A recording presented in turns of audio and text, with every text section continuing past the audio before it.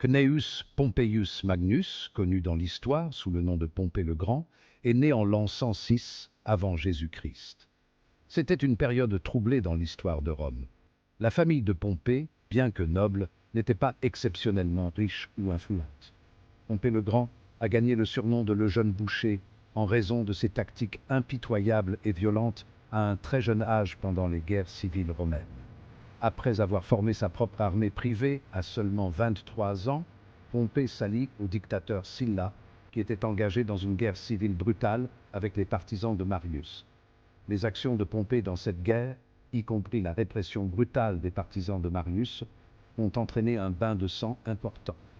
Ces méthodes rapides et décisives pour exécuter des ennemis politiques et écraser l'opposition lui valurent le surnom d'Adolescentulus Carnifex, qui se traduit par boucher adolescent ou jeune boucher.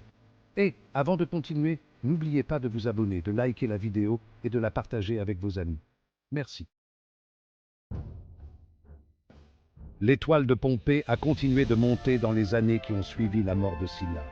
Mais Pompée n'était pas seulement un commandant habile, c'était un maître de l'autopromotion. Après avoir vaincu les pirates qui terrorisaient la Méditerranée, il est retourné à Rome avec une immense popularité. Il a utilisé son, jusqu'alors, plus grand exploit pour le mener au suivant. Pompée a maintenant fait ce que beaucoup pensaient impossible.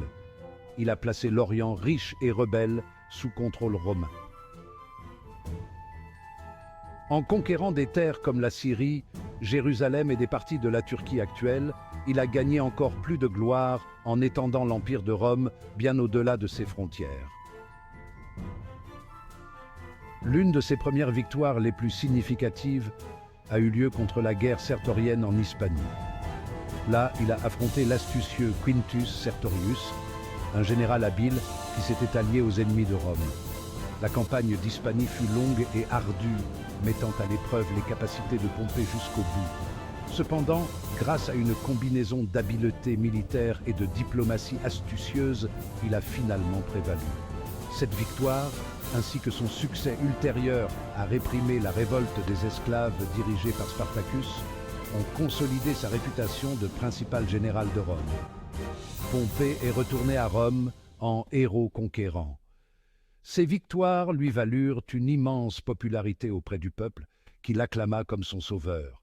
La population romaine, lasse des guerres constantes et des luttes intestines, voyait en Pompée un phare d'espoir et de stabilité. S'il l'a propulsé vers de nouveaux sommets de pouvoir, il a également suscité l'envie et la suspicion chez certains membres de l'élite romaine. Le Sénat romain, toujours méfiant envers les individus qui semblaient exercer trop d'influence, voyait la puissance croissante de Pompée avec un mélange d'admiration et d'appréhension. À mesure que la renommée et l'influence de Pompée grandissaient, ses ambitions politiques aussi. Reconnu les limites de sa base de pouvoir, il chercha à forger des alliances avec d'autres personnalités puissantes de Rome.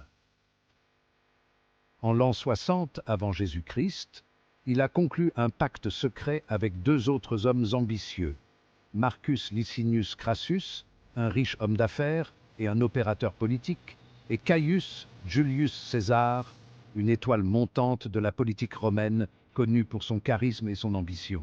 Cette alliance informelle, plus tard appelée le premier triumvirat, visait à contourner les structures de pouvoir traditionnelles de la République romaine.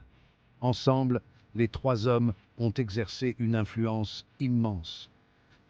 Ils ont utilisé leur pouvoir combiné pour promouvoir leurs propres intérêts et remodeler le paysage politique de Rome.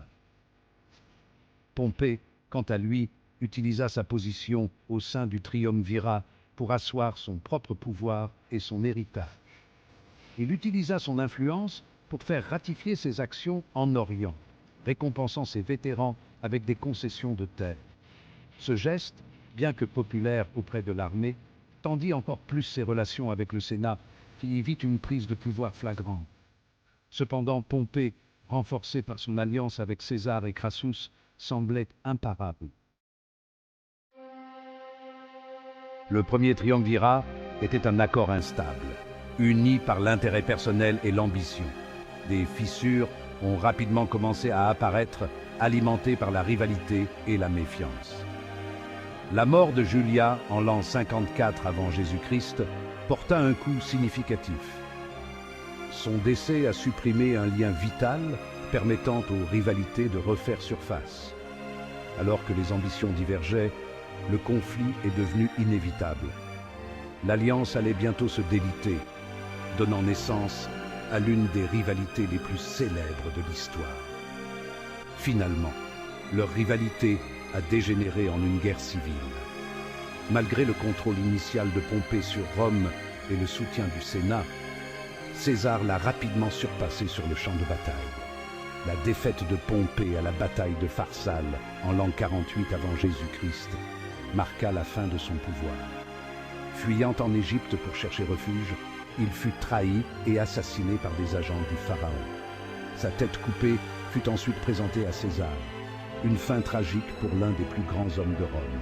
Cependant, son héritage en tant que brillant général et homme d'État a perduré. Son histoire est moins connue que celle de César, mais elle peut encore vous apprendre beaucoup sur la nature du véritable leadership. Aviez-vous déjà entendu parler de cet homme? Faites-le moi savoir dans les commentaires. Et, n'oubliez pas de vous abonner, de liker la vidéo et de la partager avec vos amis. On se voit la prochaine fois.